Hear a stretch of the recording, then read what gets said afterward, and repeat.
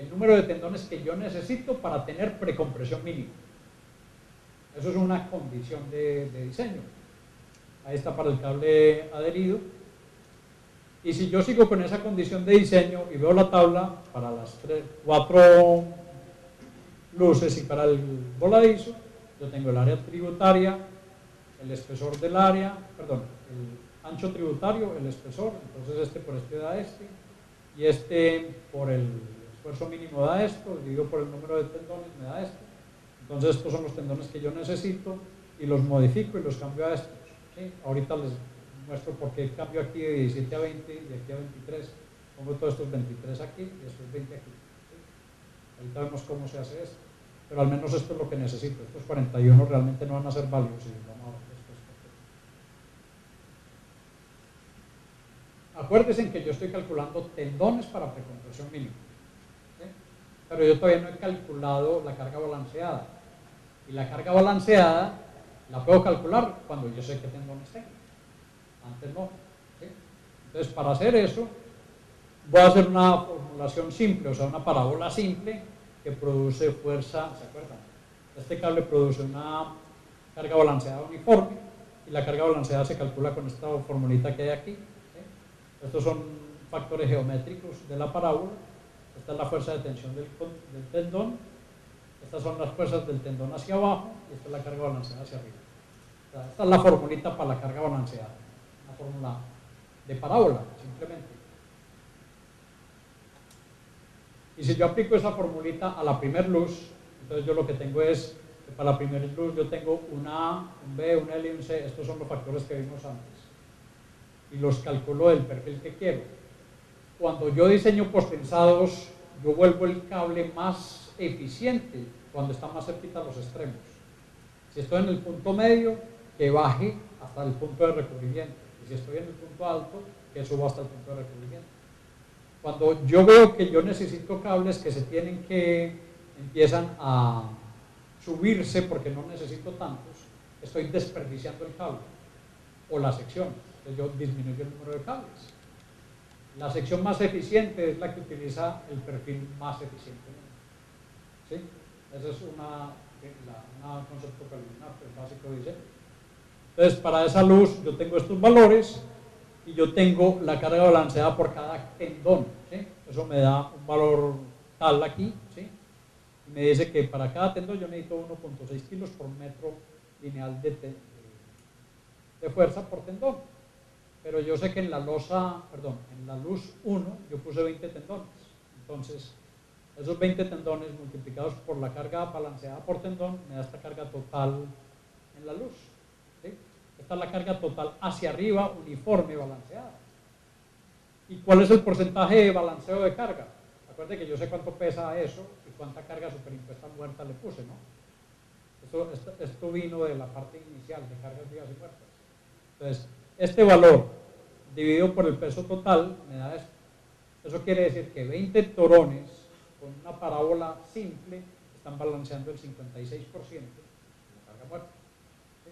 Es un poco menor del 60% que habíamos especificado como objetivo, pero yo lo acepto. Acuérdense que eso es decisión de ingeniería, no es decisión de código. Los códigos no piensan por eso.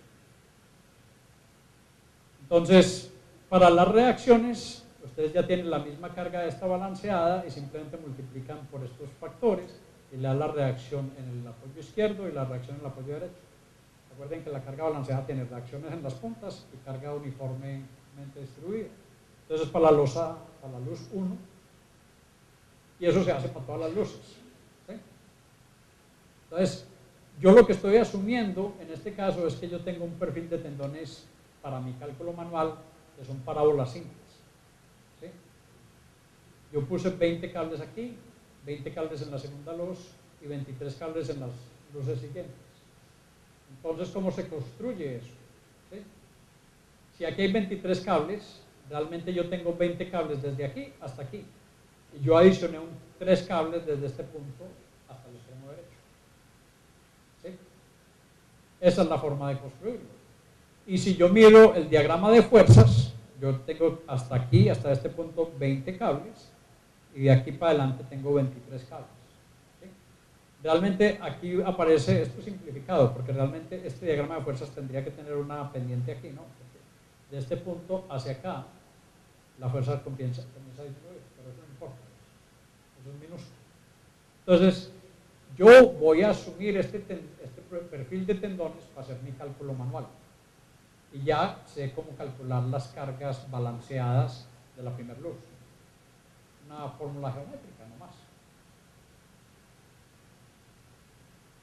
Ahora, yo también tengo que tener en cuenta la consideración de que tengo ejes axiales o ejes neutros en diferentes posiciones. Y eso no me pasa no cuando las losas son planas, sino cuando me encuentro los ábacos. Y cuando me encuentro los ábacos, pues yo ya sé qué altura es esta, ¿sí?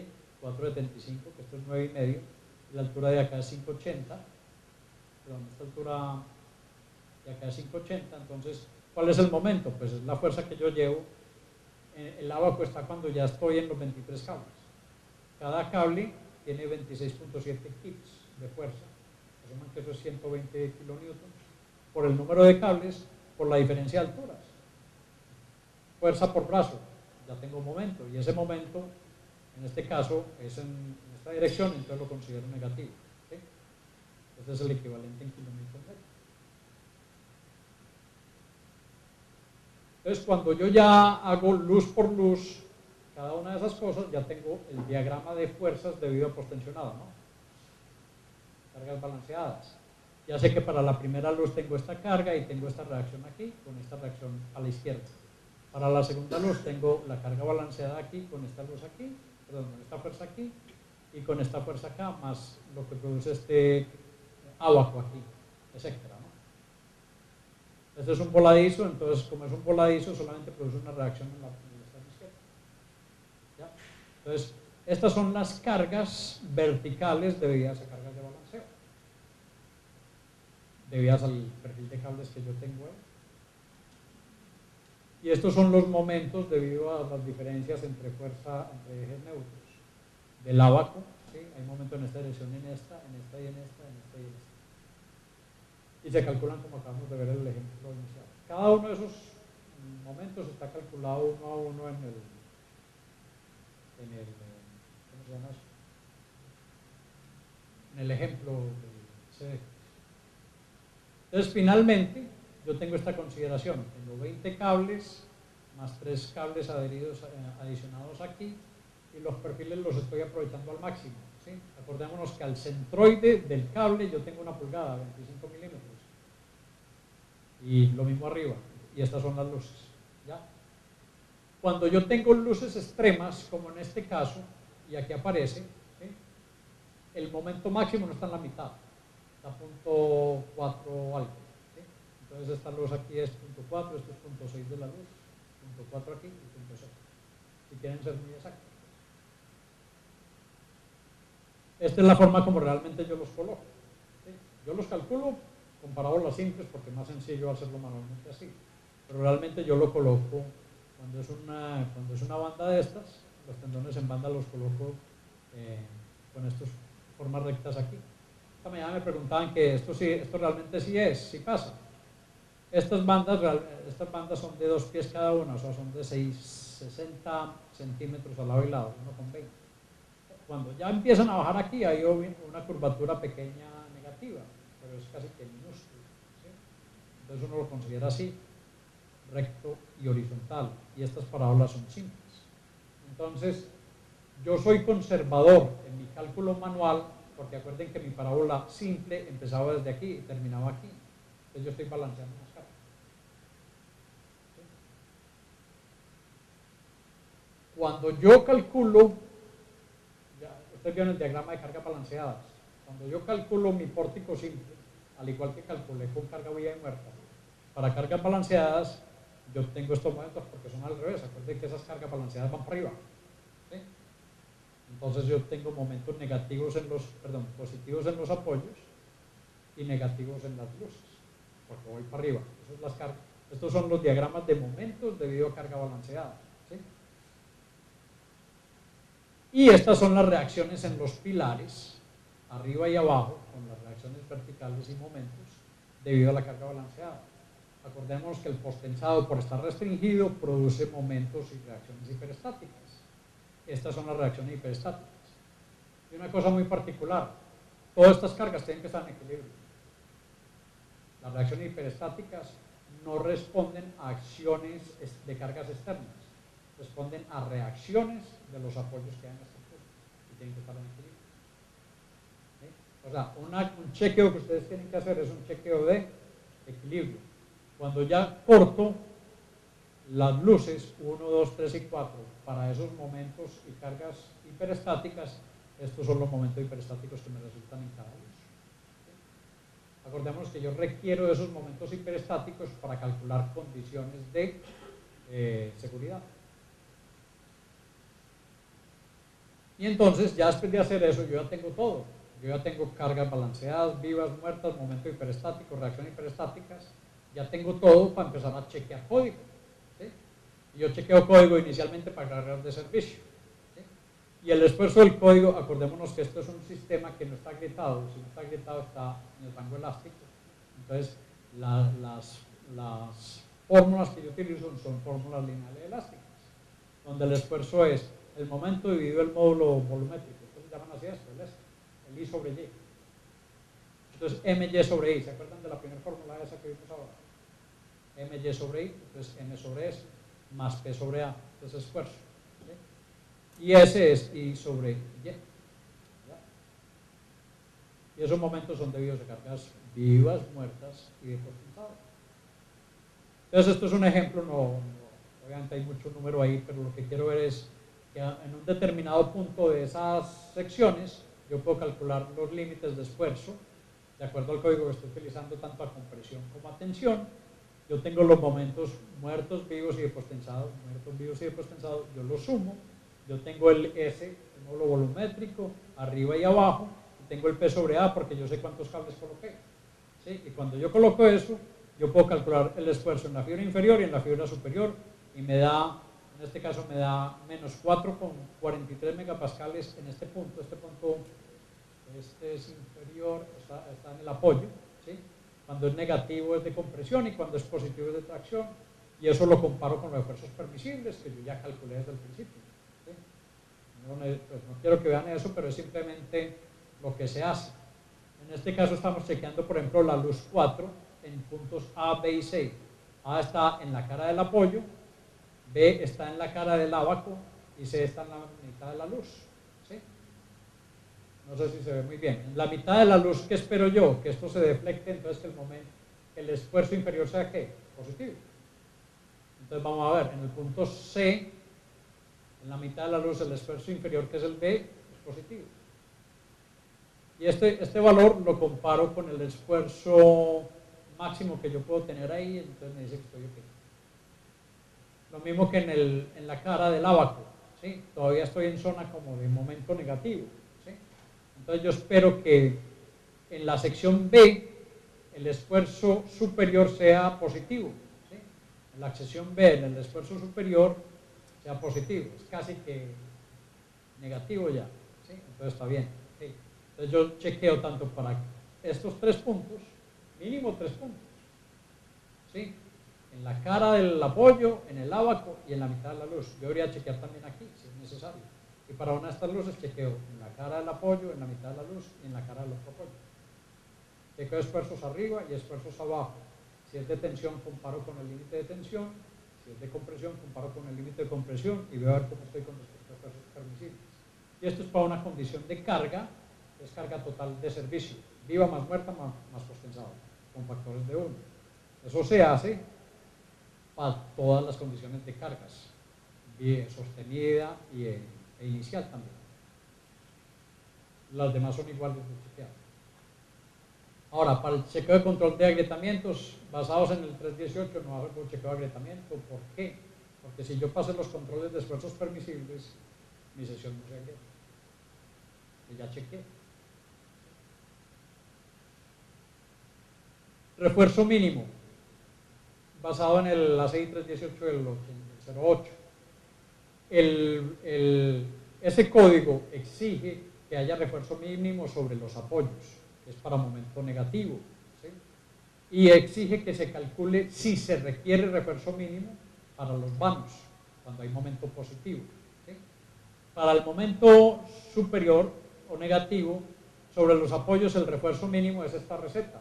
Y esta receta dice que coloque este valor por la sección de la losa en esa dirección. Entonces usted tiene, finalmente la losa es en dos direcciones. Entonces usted tiene una dirección normal y otra dirección que pasa así. Usted calcula el A sub F en esta dirección y en esta dirección y trabaja con el más grande para calcular este refuerzo. ¿Sí? Y eso es sobre los apoyos. Y en la mitad de la luz usted calcula un refuerzo pasivo siempre y cuando usted sobrepase este valor de tensión. ¿Sí? Entonces, si lo hacemos para el mismo ejemplo de la luz 4, en la sección A, ¿sí? En la sección A es una sección sobre el apoyo. ¿Sí? Y sobre el apoyo, entonces yo calculo este valor por ASF. ASF es la sección normal aquí o la sección paralela. Entonces, para la sección normal me da este valor y para la sección ortogonal a esta me da este valor. Entonces yo escojo las dos, la más grande, es casi que igual. Entonces coloco este valor de refuerzo pasivo, que son 10 varillas de 16 milímetros. ¿Ya? 10 varillas de 16 milímetros como refuerzo pasivo superior. Para el refuerzo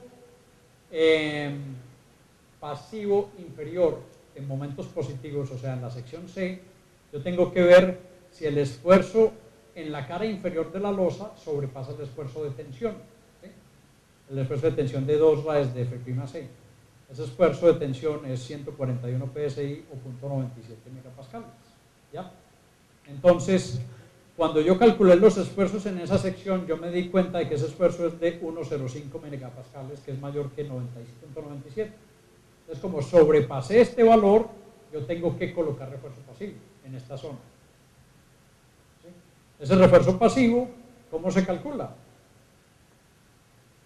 Se calcula con un diagrama triangular, muy fácil, ¿no? Yo tengo, esta es la sección en C. Este es el esfuerzo a compresión, este es el esfuerzo de tensión. Para esa sección, yo calculo dónde está la posición del eje neutro, ¿sí? El X. Aquí se hace como un diagrama, ¿no? Entonces, el esfuerzo de compresión es este. El esfuerzo de tensión es este. ¿Sí? Que es, perdón, está el esfuerzo de compresión. El esfuerzo de tensión es este. ¿Sí?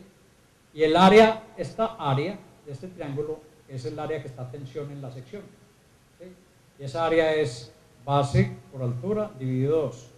Es base, ¿sí? Por la altura dividido 2. Eso me da una fuerza total. Y esa fuerza total yo la llamo N sub C. Y para esa fuerza total yo calculo que el área que yo necesito de refuerzo es la fuerza dividido por la mitad de la afluencia del acero. ¿Ya? ¿Cómo calculo el área de tensión? La fuerza total debido a la tensión en esa sección. Entonces esta fuerza es este triángulo. La resultante del triángulo la divido por 0.5 F sub Y. F sub Y es, en este caso, 420 megapascales, y eso me da el área total que yo tengo que colocar de refuerzo pasivo. ¿Sí? Yo no tengo que colocar refuerzo pasivo si yo no excedo este valor de tensión. 2 raíz de F'C en el sistema americano. No tengo que colocar. Si ese valor es menor, esta luz puede no tener refuerzo. ¿Sí? No se necesita refuerzo pasivo inferior. El problema es que cuando hemos llegado a un constructor que no hace postensado, ¡ups! ¿Y dónde está el refuerzo? Entonces lo primero que hacen es colocarle una malla electroblindada, que no es necesita. Entonces así se calcula el refuerzo inferior, ¿sí? Y ya después se hace el chequeo de flexiones. Todavía estamos en chequeo de servicio, ¿sí? El chequeo de flexiones, hagámoslo para el ejemplo 4, de un análisis de pórticos, y dice que la deflexión por carga viva y muerta es esto. Mire que el postensado crea una deflexión negativa, o sea, hacia arriba, ¿sí? Si se suma esta más esta da esto, y la deflexión viva es esto, que es bien pequeño. Si eso se compara con la deflexión a largo plazo, la deflexión a largo plazo se calcula con el coeficiente de se llama eso, el flujo plástico, el creep, multiplicado por la deflexión total, y esto da este valor, y este valor es el 1 sobre 1150, es mucho menor que lo que yo necesito para ese porte. Normalmente los postensados tienen unas deflexiones minúsculas. No controla la deflexión, a no ser de que las luces sean muy grandes y tengan espesores de losa muy pequeños. Y si es a largo plazo, pues la deflexión es esto. Y la deflexión a la carga viva inmediata es inclusive mucho más pequeña. Ya acabamos el chequeo por servicio, un poquito largo, ¿no? Pero así es que se hace el trabajo manual de esta vaina, así lo hace un amigo aquí. Entonces, cuando se hace de esa forma, acuerden que ustedes empezaron con asumiendo que los cables que ustedes colocaban, que eran 20 y 23, por precompresión mínima, eran suficientes. Si no son suficientes, porque los chequeos de esfuerzo no les dio, ustedes tienen que volver a modificar el número de cables y volver a hacer el chequeo. Es un proceso iterativo. ¿Sí?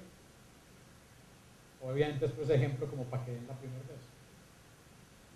Entonces, para las cargas de resistencia, utilizamos las condiciones de cargas factoradas del código ASEI 1.2 más 1.6 más una vez hiperestática. Pregunta: ¿por qué se utiliza factor de 1 en la carga hiperestática? ¿Por qué no 1.2? No escucho.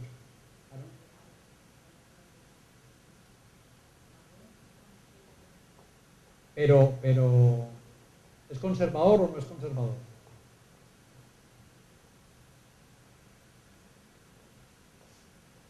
¿Alguien tiene idea por qué no es un factor diferente de 1? Yo antes...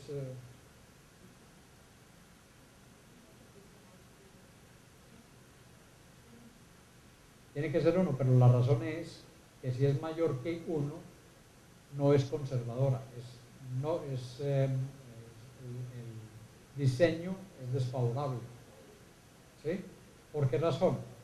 Cuando el momento hiperestático es alto, digamos que en análisis de carga lateral, ese momento hiperestático en los extremos del pórtico es un momento positivo que contrarresta un momento negativo que viene de una fuerza lateral.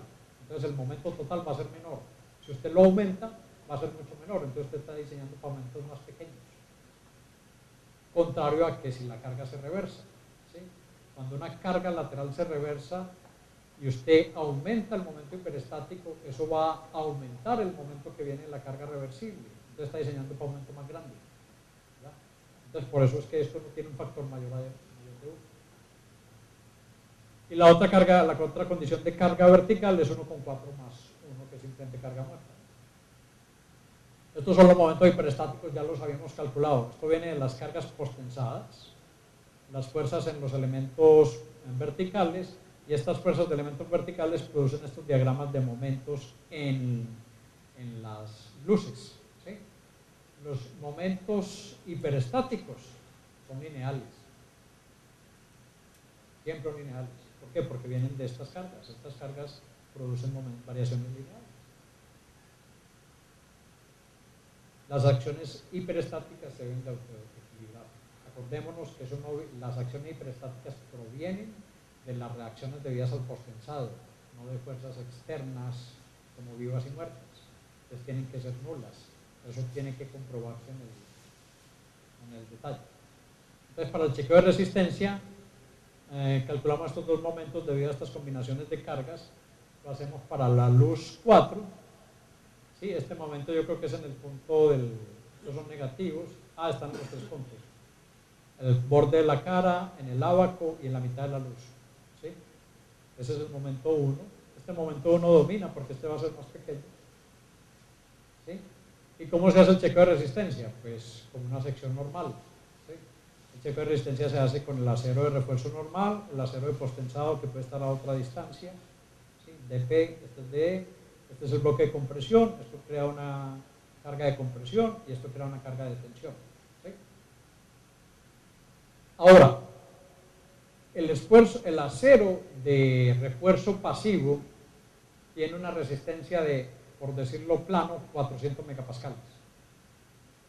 El acero de refuerzo activo tiene una resistencia efectiva de 1200 megapascales. 1200 dividido 400 es 3. Entonces yo necesito 3 veces menos acero de postensado que lo que yo requiero de refuerzo convencional para obtener la misma resistencia. Esa es la relación. Y cuando nosotros hacemos este diseño, lo que queremos hacer manualmente es controlar que la sección tenga un comportamiento dúctil, y para hacerlo dúctil tiene que ser una sección que tenga control de deformación a tensión, ¿sí? Entonces, para hacer eso, en el punto A, este es el acero de postensado, 23 cables con esta área, este es el total de acero postensado, que está a una altura en el punto A de este valor, ¿sí? El centroide del acero de postensado es esto en la cara del soporte, bla, bla, bla. Este es el acero en el punto A. Acuérdense que nosotros tuvimos que colocar acero pasivo aquí, ¿se acuerdan? Superior, punto 0075 por A. Entonces, ese refuerzo de acero pasivo es este valor de aquí, 3,10, que está a esta distancia y que produce esta fuerza, ¿sí? Entonces, la fuerza total de tensión es la fuerza total del postensado más el acero activo, ¿no? Mire la diferencia en fuerzas, ¿sí?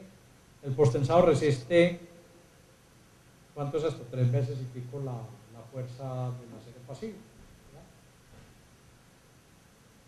Entonces ya cuando tengo eso, yo estoy haciendo simplemente el bloque de compresión, el A es la fuerza total. ¿Se acuerdan que como yo no tengo fuerza axial total, simplemente la fuerza total de tensión es igual a la de compresión, y entonces eso me da un valor y con eso calculo la altura del bloque de concreto, y después para que esto se comporte a tensión de acuerdo a la ACI, este valor tiene que ser de menos de 0.375. 0.375 es 3 dividido 8. 3 dividido 8 es 3 dividido 3 más 5. 3 es el esfuerzo, esa es la deformación límite de compresión, de aplastamiento del concreto, y 5 es la deformación del acero cuando controla tensión. ¿Se acuerdan de eso ahora? Por eso es 3 dividido 8.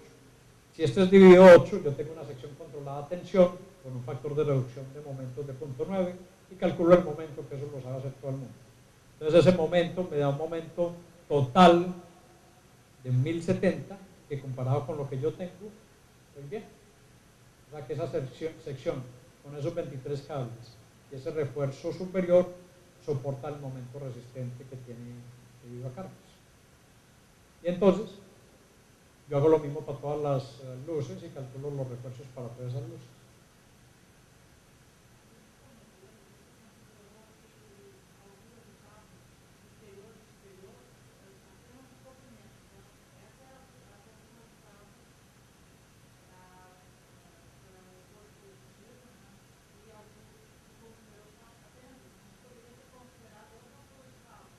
No, o sea, se considera la altura del cable a donde esté el centro de gravedad del cable.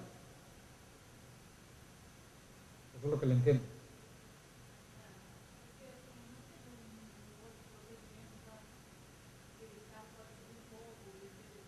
Oh, sí, sí. Ella lo que pregunta es que si el cable se puede mover en el perfil para considerar cuál es la resistencia total del cable. Claro que sí. Ese cable en este ejemplo está al punto mínimo, máximo que se puede, mínimo posible que se pueda utilizar, ¿sí? Está en el punto mínimo. Y para ese punto mínimo yo tengo una resistencia de 1070 y pico, ¿ya? Ahora, la resistencia es más grande que la resistencia que yo necesito, ¿sí? Pero entonces lo que controla ahí no es la resistencia, sino la condición de servicio. Los esfuerzos permisibles de servicio estaban bajo los límites, entonces yo lo dejo donde estoy, pero sí es posible bajarlo. Sí.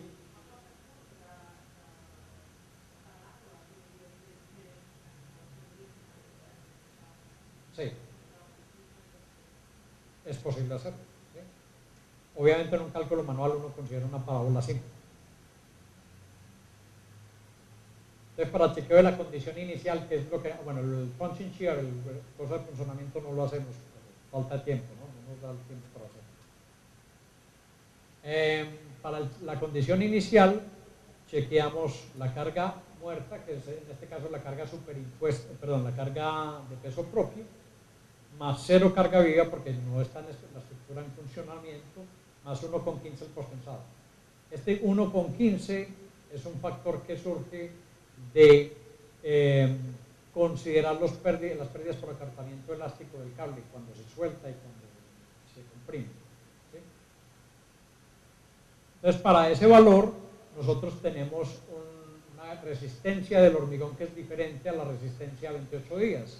En este ejemplo se consideró que la resistencia era el 75% de la resistencia total, ¿sí? Que nos da 25 megapascales. Esto podría haber sido menor, porque 21 megapascales es suficiente para tensar una platina de estas, ¿sí? Entonces, si este valor hubiera sido menor, yo puedo tensar este ejemplo en menos días, en días más cerca al llenado del hormigón, ¿no? Y para ese esfuerzo, chequeo de esfuerzos a la hora de condición inicial, yo chequeo el esfuerzo como más y menos esta condición, pues que es la fórmula de Bernoulli, ¿sí? Y los límites de tensión para ese caso son 3 la raíz de F'C, o sea, 3 por la raíz de esto, y para compresión es 0.6 la raíz prima, perdón, el valor este, a compresión. Entonces estos son los límites. Mis secciones no pueden sobrepasar esos valores a la hora de transferencia de carga, ¿sí? Y maravillosamente este ejemplo lo pasa. Si no lo pasa, entonces uno tiene que poner refuerzo adicional. ¿Y cómo pone el refuerzo adicional? Como se calcula el refuerzo pasivo en la mitad de la luz, ¿sí? Similar, una fórmula similar. En este caso, yo creo que esta es la luz número 4 en A, B y C, ¿sí? Y pasan los chequeos de esfuerzo de condición inicial. Y eso es finalmente es el detallamiento de la banda esa, ¿sí? Tenemos 20 torones continuos, este es punto muerto, este es anclaje vivo, se está tensionando desde un solo punto. Aquí hay un tendón adicional que tiene 3 cables, ¿sí? Esto suma total 23, aquí hay 20, aquí hay 20, ¿sí? Y estas son las varillas que colocamos. Entonces, ¿se acuerdan que aquí hubo 10 varillas de 16 milímetros en este apoyo y hubo varillas en el punto medio inferiores? Aquí también hay varillas en apoyo y en apoyo porque son obligatorias, ¿sí? Pero no hay varillas inferiores ni en esta luz, ni en esta luz, ni en esta luz, solamente en esta. ¿Ya? Esa es esta presentación. Ya seguimos con una comparación económica y después de eso nos tomamos un tintico. ¿Hay alguna pregunta hasta ahí? Ya está muy cansado. ¿Cómo calcular la tensión de influencia del acero de refuerzo? Eso es una forma del ACI, es una receta.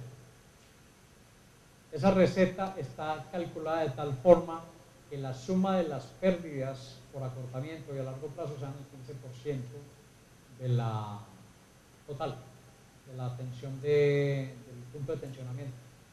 O sea, cuando ustedes tensionan un cable, lo tensionan a 80% de F'U, ¿sí? El FPE de la receta da un valor de resistencia efectiva de 0.65 FPU. La diferencia es 0.15. 15% son las pérdidas asumidas por el código que pueden pasar en una losa postensada como esta. Y normalmente, si ustedes calculan las pérdidas por fricción y las pérdidas a largo plazo, siempre son menores que el 15%, 12, 13%. ¿Sí? Si ustedes quieren ser lo suficientemente exactos, es mejor calcular la fuerza efectiva, perdón, el número de tendones y las pérdidas de cálculo por fricción que calcular la fuerza efectiva, porque siempre la fuerza efectiva es más conservadora que calcular el número de tendones y las pérdidas.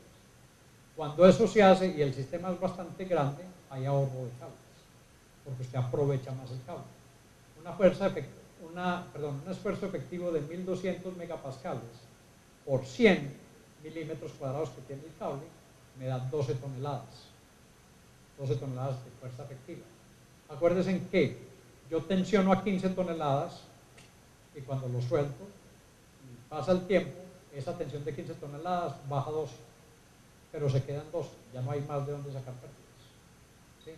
Cuando se calcula realmente las pérdidas, ese 12 se vuelve 12.5, 12.6.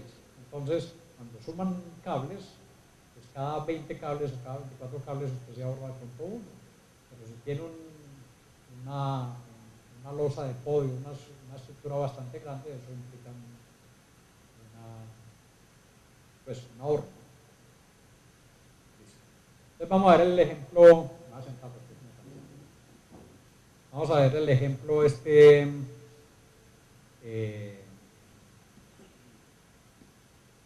comparación económica.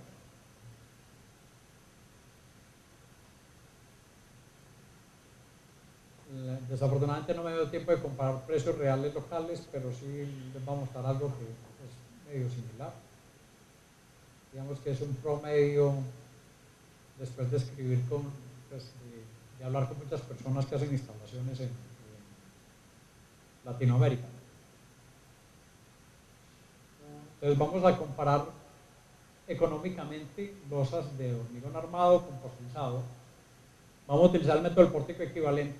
¿Sí? O sea, vamos a hacer un ejemplo como lo que acabamos de hacer. Lo hicimos con pórtico simple, ahora lo hacemos con pórtico equivalente, pero lo va a hacer con un programa para mostrarles datos y cosas rápidas. ¿Sí? Recomendaciones para control de deflexión, el pórtico equivalente aplicado como herramientas de software en el cuadro comparativo y resultados. Vuelve y juega la losa. ¿Sí? Cuando se hace la losa ya sabemos que dividimos eso en líneas de apoyo, en las dos direcciones, calculamos las franjas, las áreas tributarias, en las dos direcciones, calculamos la franja que vamos a calcular, la idealizamos, tenemos el pórtico, y en el pórtico, en el método del pórtico equivalente, tiene una diferencia del pórtico simple en el hecho de que los elementos que uno analiza no son prismáticos. ¿Sí? Entonces esto es, por ejemplo, un modelo mecánico de una luz. En el modelo mecánico de una luz de un pórtico tiene diferentes valores de inercias o de rigideces debido a las condiciones de apoyo de los pilares. Entonces cuando hay un ábaco está la rigidez, cuando hay un capitel de columna o de pilar está la rigidez, y más allá de eso es un elemento lineal con una rigidez básica pues, de la luz que uno esté considerando. Eso lo mismo pasa también para las columnas en el pórtico equivalente. En el pórtico equivalente está la columna física, real. ¿Sí? Y si uno simula esta columna como una columna con diferentes inercias, obviamente en esta zona hay más inercia que en la otra zona. ¿Por qué? Porque esto es un elemento bastante rígido. ¿Sí? Entonces, el pórtico equivalente simula estas condiciones de rigidez variable, tanto horizontal como vertical. Y adicionalmente, tiene en cuenta los efectos de torsión. Y los efectos de torsión en un pórtico equivalente vienen por la razón de que ese pórtico equivalente, que es una franja de diseño, está conectada a la losa en las otras zonas, en este lado y en este lado. Y esa losa impide hasta cierto momento la rotación de este pórtico en esta dirección. Entonces, un pórtico equivalente tiene elementos torsionales que se simulan con columnas o con pilares equivalentes. Eso se inventó en el Reino Unido hace mucho tiempo y está implementado en el ACI desde hace bastante tiempo. Entonces, una columna equivalente es una columna que tiene una inercia equivalente, que tiene en cuenta los efectos torsionales de la losa adicional. El pórtico simple, como lo hicimos ahora, no tiene en cuenta eso. ¿Sí? O sea, considera efectos biaxiales, por decirlo de otra forma. En recomendaciones para deflexión, lo vimos esta mañana a forma global. Esta es una tabla del código ACI del 318 del 08, pero esto es para vigas y losas en una dirección no preesforzadas, o sea, de hormigón armado convencional. ¿Sí? Y hablábamos de que, por ejemplo, para vigas cuando son continuas, este factor era L sobre 18 por la mañana. ¿Sí? Para vigas convencionales de hormigón armado. ¿Sí? Y eso tiene en cuenta de que usted no está calculando deflexiones ni vibraciones ni nada de eso. Esta es la misma tabla del PTI para ese mismo tipo de sistemas y entonces ya las vigas tienen una relación de L sobre A diferente. ¿Sí?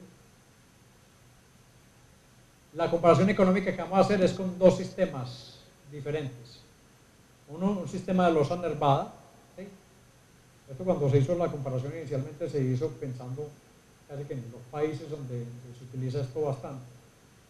Una losa nervada con vigas en una dirección y los nervios en la otra, y una losa maciza apoyada en vigas en las cuatro direcciones. ¿Sí? Se hacen bahías, le dicen en México a las luces, entonces tenemos luces de 5, 7, 10, 12 y 16 metros, y los tipos de losas son nervadas y macizas. ¿Sí?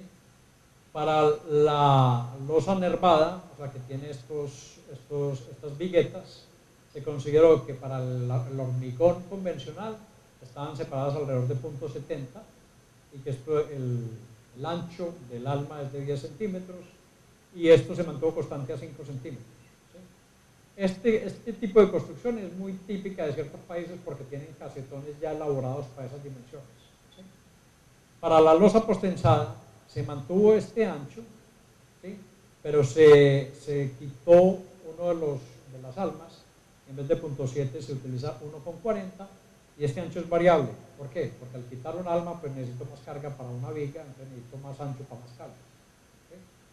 Entonces se hizo eso. Y los materiales que se utilizaron fueron concreto hormigón convencional de 28 megapascales, acero de 420 y la resistencia del cable, esto está en kilogramos por centímetro cuadrado, pero es 1220 megapascales. ¿Sí? Las cargas que se utilizaron fue una carga superimpuesta muerta de 200 kilos por metro cuadrado, una carga viva de 250. Son unas cargas un poco más altas que de pronto lo que utilizan ustedes para cargas superimpuestas muertas aquí. En países como Guatemala, Panamá no tanto, en Colombia, en Perú, esta carga puede llegar a casi 400 kilos por metro cuadrado. ¿Por qué? Porque la costumbre, siempre es costumbre, es que después de la losa utilizan 6 o 7 centímetros de mortero y por ahí meten todos los ductos. ¿Sí? Y estos colocan la baldosa, estos colocan las particiones son lo más pesadas del mundo, son mamposterías de arcilla, etc. Entonces eso pesa bastante. ¿Sí? Y 250 está un poquito arriba de los 50 PSF del código ACI, pero digamos que es más o menos el promedio entre México y Perú, por decirlo así. En ese cuadro comparativo estas son las losas nervadas y macizas convencionales. ¿Sí? Entonces lo que ven, estas tablitas que hay aquí son la luz, la altura de acuerdo a la tablita esa del código, que habíamos visto, L sobre 18 o lo que sea, el área de la sección de la losa y el hormigón en metros cúbicos por metro cuadrado de superficie que yo utilice. ¿Sí? Obviamente a más luz, mayor altura. Por ejemplo, en 16 metros yo necesito nervios de 86 centímetros que producen un gasto del hormigón de 0.17 metros cúbicos por metro cuadrado. Para decirlo de otra forma, esta losa nervada con nervios de 86 equivale a una losa maciza, ¿sí? A una losa maciza de 17 centímetros en consumo de hormigón. ¿Sí? Lo mismo que para la losa maciza se hizo los mismos valores, y ya para 16 centímetros, ¿sí? 16 metros de luz, una losa maciza convencional se sube a 67 centímetros de espesor, que es ridículamente costosa y pesada. ¿Sí? Miren los consumos de hormigón, 0.7 comparado con 0.17. ¿Sí? Es por esta razón, aunque esto es el hormigón convencional, es por esta razón que en esos países se utilizan losas nervadas, y es porque hay menos consumo de hormigón que la losa maciza. Inclusive equivalentemente, para una luz de, digamos, de 10 metros, ¿sí? Una losa maciza me da de 42, mientras una losa nervada me da de 54, pero va el consumo de hormigón. El constructor no mira cuál es la altura, miras este valor, no,